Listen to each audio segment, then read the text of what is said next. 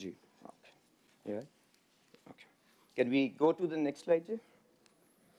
So I think to start with, I would just state that in the recent past, Pakistan has been through interesting times, and the government of Prime Minister Shehbaz Sharif, with the help of the international partners, has mashallah been able to stabilize the economy with its hard-won efforts, and the early signs of recovery and its dividends are now visible on the economic landscape. To just showcase you a few examples of how the situation has improved and where we are today, I would just like to spotlight the improvement on the foreign exchange reserves front, which should give a lot of confidence to the international investors present here that the repatriation of profit issues which have been cleared in the last 1 year, inshallah, that would be a permanent solution for us in the near future. The current account deficit, which has been the perennial issue, which has forced Pakistan into a boom and bust cycle.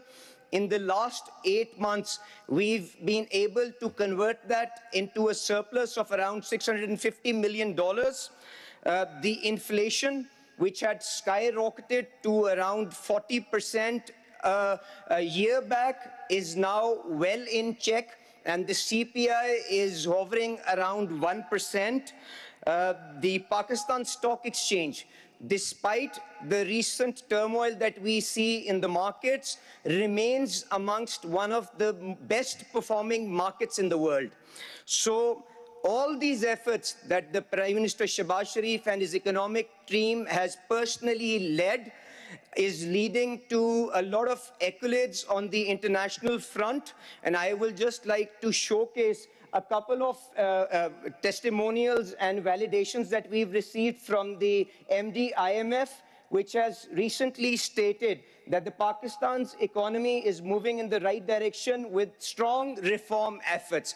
So the focus is not to provide temporary solutions, but to address the structural issues of the economy, which has forced us into a boom and bust cycle. So another similar validation when the IFC head was visiting here after many years was when he said that we believe in Pakistan's long-term potential. Our goal is to invest $2 billion annually to support growth in Pakistan. And similar efforts have also resulted in recent upgrades in the ratings for Pakistan by organizations like Moody's and Fitch, and we expect further good news on this front as we continue to make progress on economic reforms.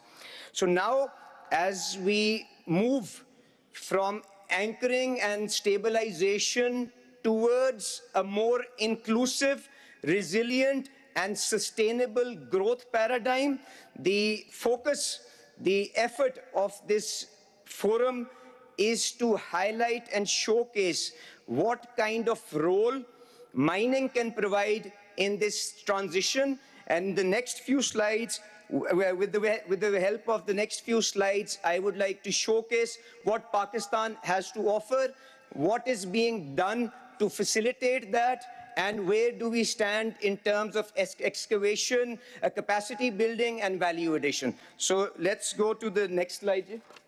So my brother, Minister Belushi, stressed the importance of the Tethyan Belt. So undoubtedly, that belt remains vastly unexplored, and it starts from east of Europe, passes through west of Pakistan, and goes all the way up to Southeast Asia. So this is where it enters Pakistan, goes up to KPK, and then moves on towards Southeast Asia. So now, this is just to spotlight where Pakistan is on the Tethyan Belt. Now I will just zoom in on the particular areas and what kind of potential is available there in those provinces. So next slide, G. So now we are into Balochistan, which I think is richly endowed and undoubtedly has one of the largest reserves, untapped reserves of copper and gold. It is home to huge mineral potential, and it is not just restricted to Chaghi district, which is located around here. I think Chaghi has gathered a lot of spotlight because of the Rico Dick project and the Sandik project that are being discussed, and it has tremendous potential of copper and gold. But then there is also the Khusdar and Lasbela belt, which is located somewhere over here, and there are measured reserves of lead and zinc over here. And then there is the Zob corridor, which is somewhere over here, and there are indications of chromite and antimony that have been seen over there. So now this is just the Balochistan area. Now moving on to Khyber Pakhtunkhwa, I think a lot of focus has been on Balochistan, but the other provinces, since they are also on the Tithian belt, have vast potential. So when you zoom into KPK, I think the Chitral and the Kohistan belt, if you look there, there are showings and endowments of copper, placer gold, gemstones, copper, antimony, and all those precious materials that are listed here in this belt also. Now moving on to Punjab, I think one of the biggest reserves of Himalayan pink salt is located in Punjab, and that's potential is being excavated. And in Chiniot, there are also indications of iron ore, placer gold, and many other important materials. Now moving on to Sindh, and we have the Honorable Chief Minister here. I think the biggest, one of the biggest reserves of lignite coal is located in Thar. The sizing of that opportunity is around 175 billion tons.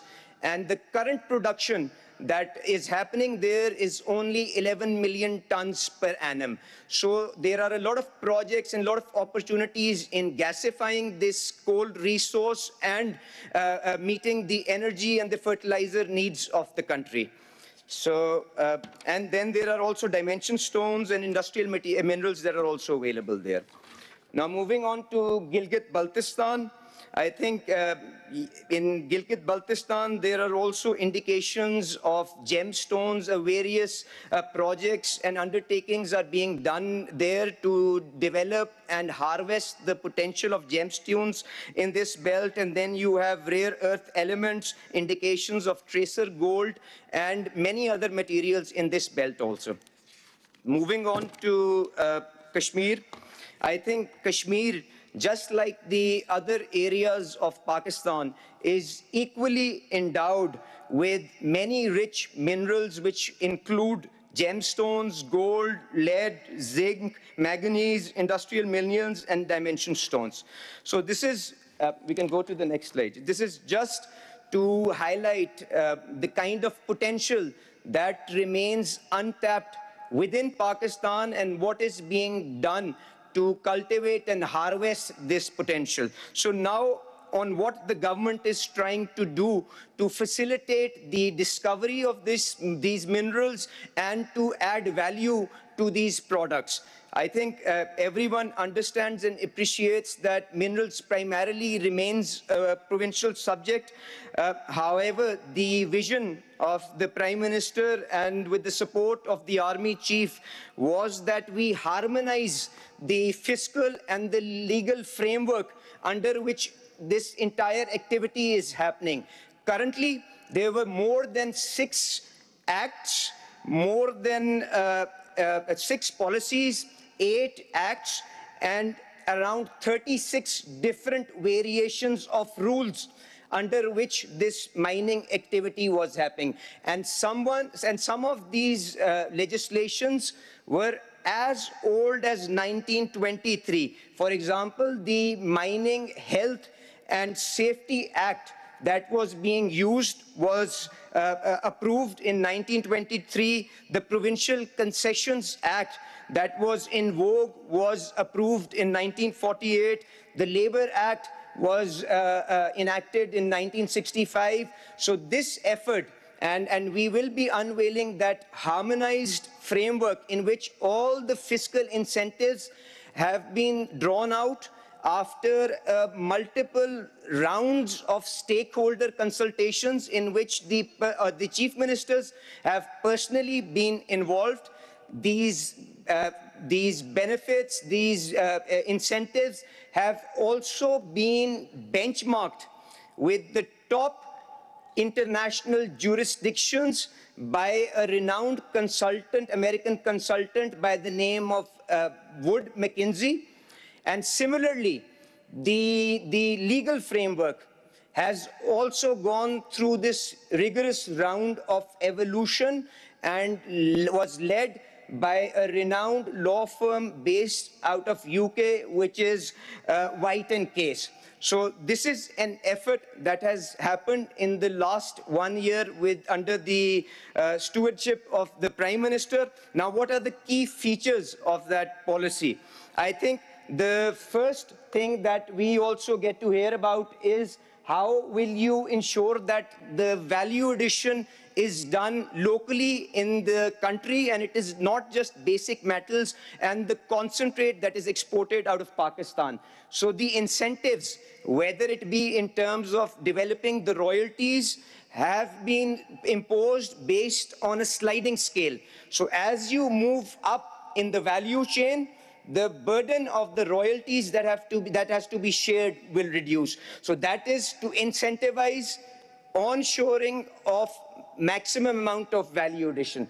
The other key feature is that we have tried to keep the IRR, because these are projects which require huge capital outlay, long gestation periods. So in order to ensure that the IRR is comparable to what is offered in other jurisdictions like Indonesia, in Australia, in Chile, we have tried to benchmark this entire framework with that. Then, in order to push for optimized costs and minimize the quarry losses, an effort has been done to push for corporatized and mechanized mining, which means that the investors will go through a robust screening process.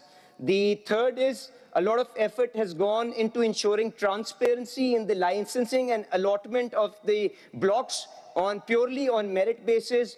And then lastly, a lot of emphasis has gone in ensuring that the ESG requirements are met.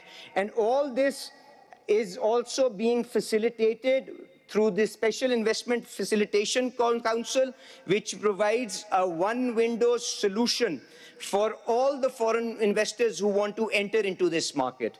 So we can go to the next slide. So now what is being done to expedite this process? This entire thing is based on the institutional capacity of the Geological Survey of Pakistan. So under the clear directions of the Prime Minister, the GSP is being revitalized. We are bringing in modern tools. We are building global alliances within GSP, and you will see a few agreements and undertakings and MOUs also being signed in this regard, because this will provide the foundational platform on which all this potential will subsequently be harvested. So the digitalization and updation of this exercise, 55% of the mapping for the whole of Pakistan has been done, and we expect to fully cover the entire landscape of the country within this calendar year. After that, we are also trying to leverage GIS-based technologies to centralize and share critical sector data, consolidation of this data, and making it easier for potential investors. That is another effort that we are moving towards. So, next slide. Ji. So now, coming to the last slide of my presentation. So the emphasis that I want to put through this slide is that as the world transitions towards greener technologies and modern tools, the reliance on these critical metals will increase exponentially. And most of the brownfield discoveries that are operating currently on the global landscape, they are waning in terms of importance. So Pakistan provides that untapped opportunity with which we can meet these global requirements. There are more than 20 active exploration licenses that are underway. There are, since these projects require a lot of technological knowledge and expertise, manpower skills, we are trying to build international alliances to spotlight some successes for the world. And I'm grateful for Barrick, who has joined us, teamed us with exploration of Reko Diq.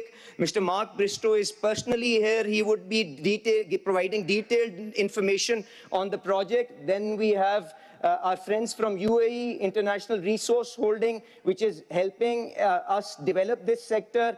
The Chinese friends, MCC, is already involved in Sendak and continues to cooperate with us in development of this sector. So this is the other pillar of support in how we are trying to manage this transaction and tap into this potential. But the local entrepreneurs, the Pakistani businessmen, they're all also trying to step up to meet the requirements of today's world and the demand for minerals that is expected over the next couple of years. So those capacity building is happening. We have a few success stories. You would be hearing about them here. The National Resource Limited, Globacor, Sadiq Sons. They also have stalls in the exhibition center. When we are through with these presentations, you will also have the opportunity to see the good work that they've done. The public sector companies are also stepping up. All these companies are actively engaged in this effort. So this is basically the landscape and what the government of Pakistan, under the leadership of Prime Minister Shehbaz Sharif and with the able guidance and support of the armed forces, is trying to do in this landscape. And I look forward to hearing your views and building on the journey that we have, inshallah, embarked on with this conference. Thank you very much for your participation.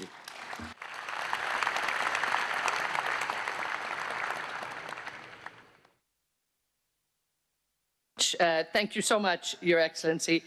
Ali Pervez Malik, the Minister of Energy, the Petroleum Division for the Government of Pakistan. And thank you for bringing us on that tour around Pakistan and, demonstrating to us all of the great resources that are there and how powerful and the tremendous opportunities that are there. Let's take a quick look at this little video. It'll probably bring to life some of what His Excellency has just been talking about. And let's just see our video here from the Minerals Investment Forum.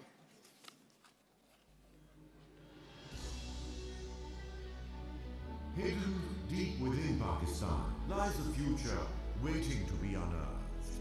From the windswept mountains of Balochistan to the snow-capped terrain of Khyber Pakhtunkhwa lies the Tethyan Metallogenic Belt, a treasure trove of copper, gold, iron, gems and other rare earth elements.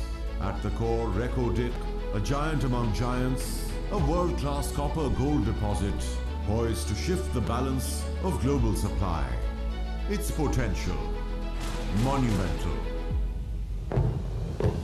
Reko Diq is more than a mine. It is a statement to the world. A statement that Pakistan is building a mining sector that is robust, transparent, and designed for long-term success. A nation's true wealth isn't buried beneath the ground, it's built in the hands and minds of its people. Institutions like NewTech, NavTech, SAGE, and Hunar Foundation are equipping the next generation of mining professionals. Pakistan's mining sector has unlocked opportunities for local students, offering advanced training programs both domestically and abroad. Many are now acquiring expertise at state-of-the-art facilities in countries like Zambia and Argentina, placing them at the vanguard of global industry excellence, ensuring our workforce is skilled, certified, and ready. From field geologists to mining engineers, the human capital of Pakistan is the force behind this mineral momentum. Our people are not just trained, they are ready to lead. Pakistan takes a historic step forward. The launch of the National Minerals Harmonization Framework 2025 marks a turning point, an ambitious policy designed to create a seamless, investor-friendly ecosystem. A nation rich in resources, a policy built for the future. This is not just an investment opportunity. This is the dawn of a new frontier, where land meets legacy, where people meet progress, where vision meets value. This is the Pakistan Minerals Investment Forum.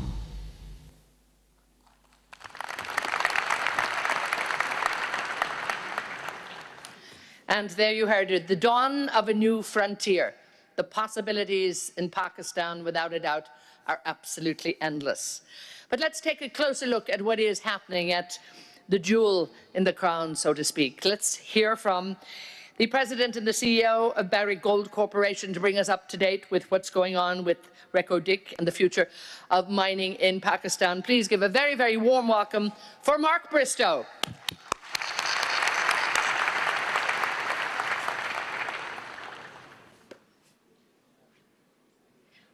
Lovely to see you.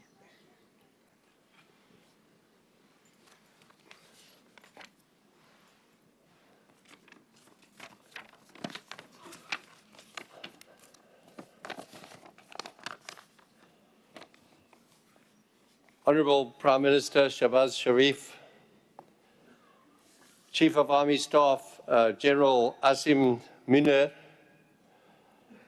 the Honourable Deputy Prime Minister of Pakistan, our own Minister of Energy and one-day mines, Ali Pervez Malik, all our other honourable ministers, both federal and provincial, and a special welcome to visiting ministers, honoured guests from other countries.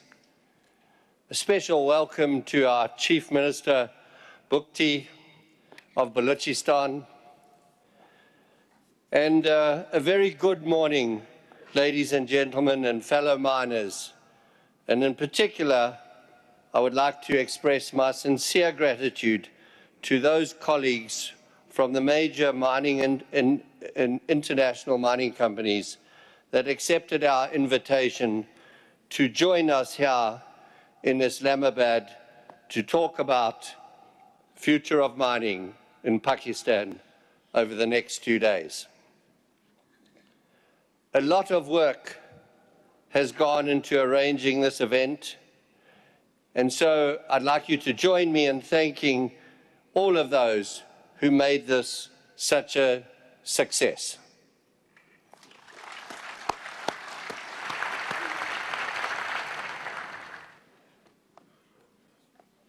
This is our usual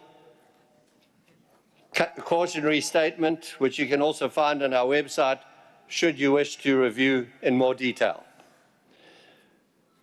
All good things in life come about through hard work and perseverance. And the same can be said about the Pakistan fledgling mining industry, which we celebrate today. I believe this marks the commencement of a brand new mining frontier, which is about to put Pakistan on the world stage when it comes to mining and its potential to compete against countries like Chile, Peru, the Democratic Republic of Congo, and Zambia.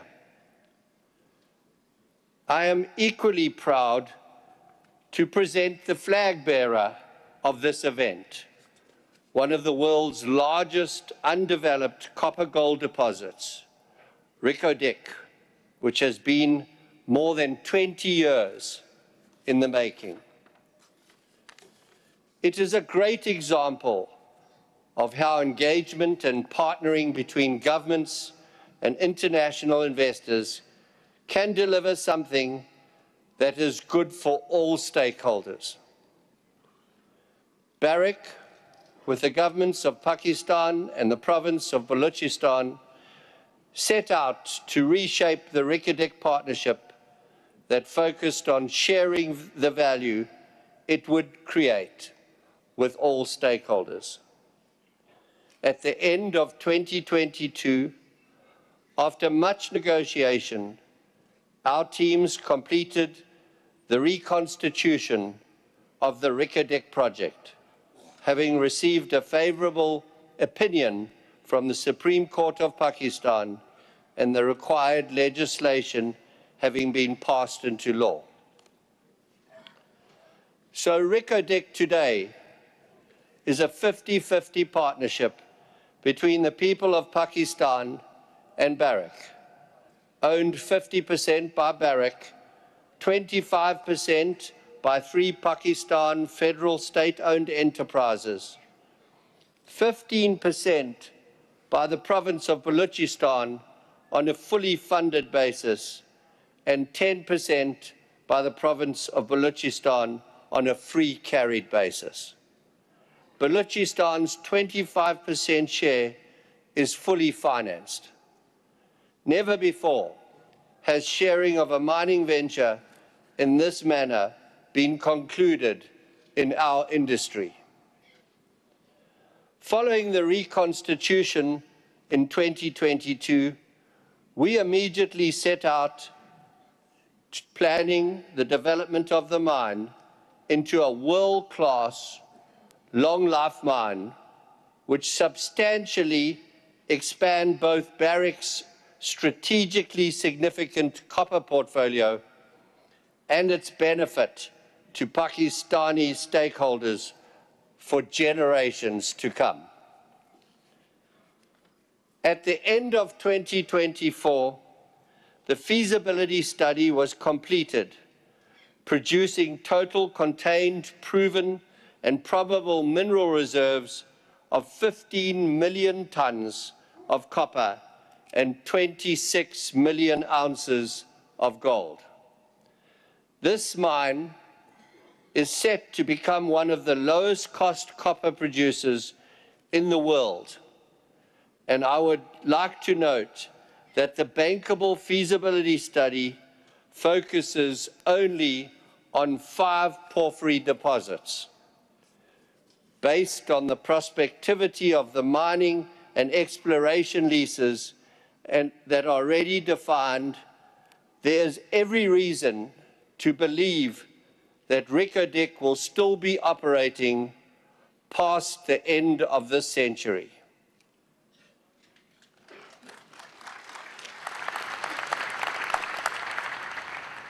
First production is planned for 2028 and targets 240,000 tons per annum copper and 300,000 ounces per annum of gold during phase 1, and will grow to 400,000 tons per annum of copper and 500,000 ounces per annum of gold during phase 2.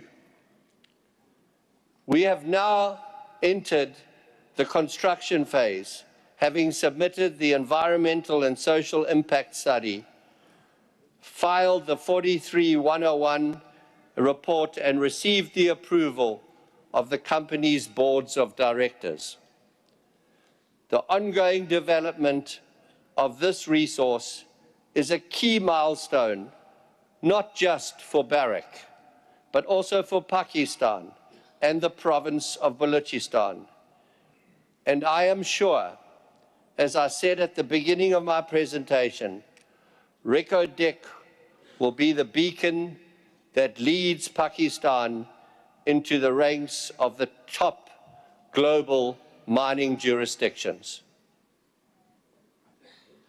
Barrick has a proven track record of partnering with and fostering local suppliers worldwide, and we are applying these same principles and experiences at Reko Diq.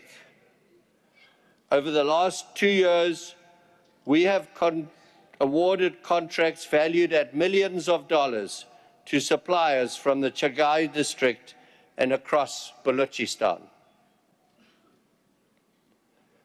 Reko Diq will be a major contributor to Pakistan's economy and will have a transformative impact on the underdeveloped Balochistan province, where in addition to the economic benefits it will generate, the mine will also create thousands of high-paying jobs, promote the growth of the regional economy, and invest in development programs.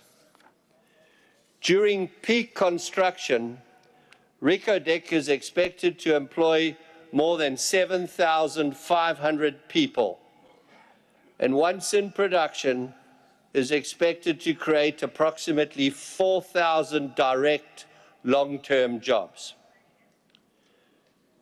Barrick prioritizes the employment of local people and host country nationals at all our operations around the world.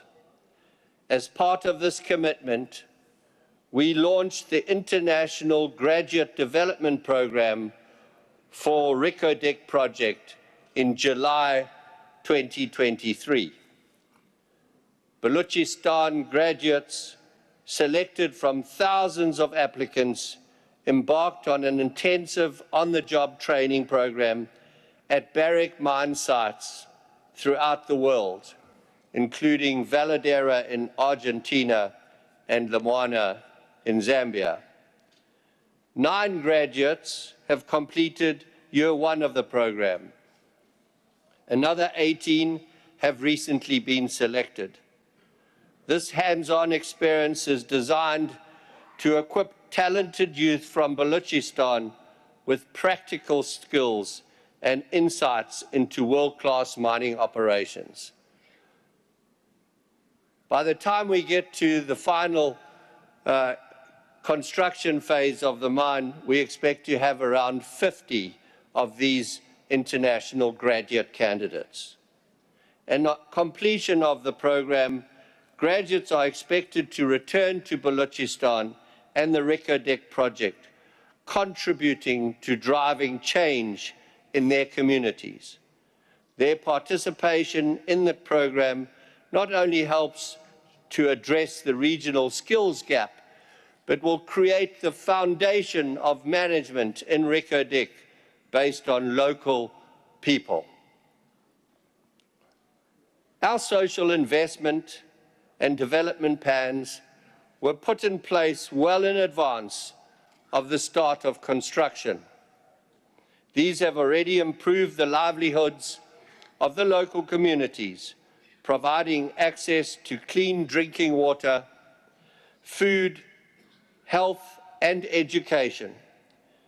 We have already built and staffed clinics, a hospital, schools, technicons, and training centers.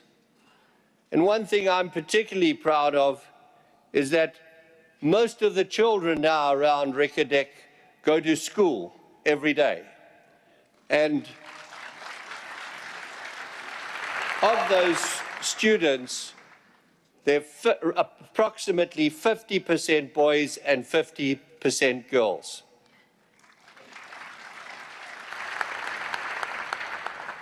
Important initiatives are also being implemented to enable the development of local suppliers and service providers. These include supplier and vendor development programs, small business training programs, and local business incubation hubs.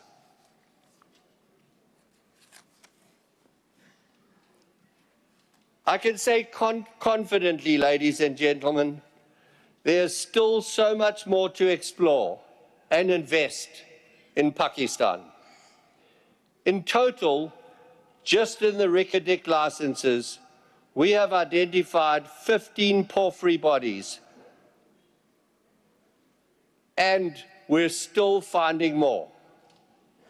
Our geologists are actively evaluating these other bodies, which will certainly influence future life of mine plans and reserve and resource estimates.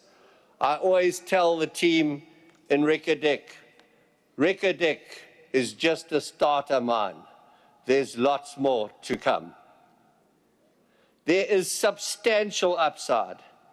And as I have already mentioned, while the feasibility study assumes a 37-year mine life based only on reserves, all indications suggest the mine could still be operating through the rest of the century.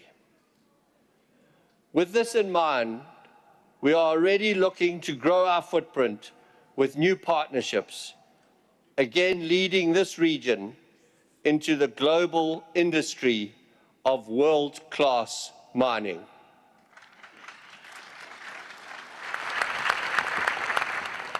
Since the reconstitution of the Reko Diq project and our collaboration with the governments of Pakistan and the province of Balochistan, we have been able to build a truly world-class and one-of-a-kind partnership to showcase to the world what is possible. There's a lot more to be done, and I again welcome you to Pakistan with its enormous mineral and metals endowment. I believe we are on the verge of something truly transformational, and thank you for joining us today and tomorrow. And I encourage you to be a partner in transforming this part of Asia into a new mining frontier, which will benefit all stakeholders, and in particular, the people of Balochistan. Thank you for listening.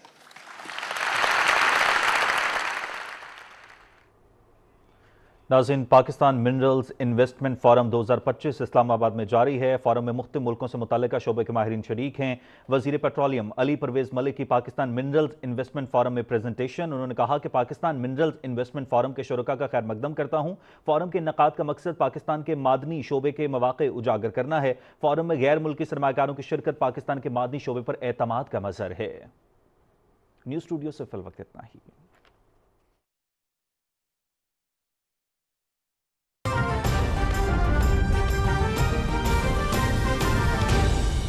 दुरुस्त हर वक्त बर वक्त।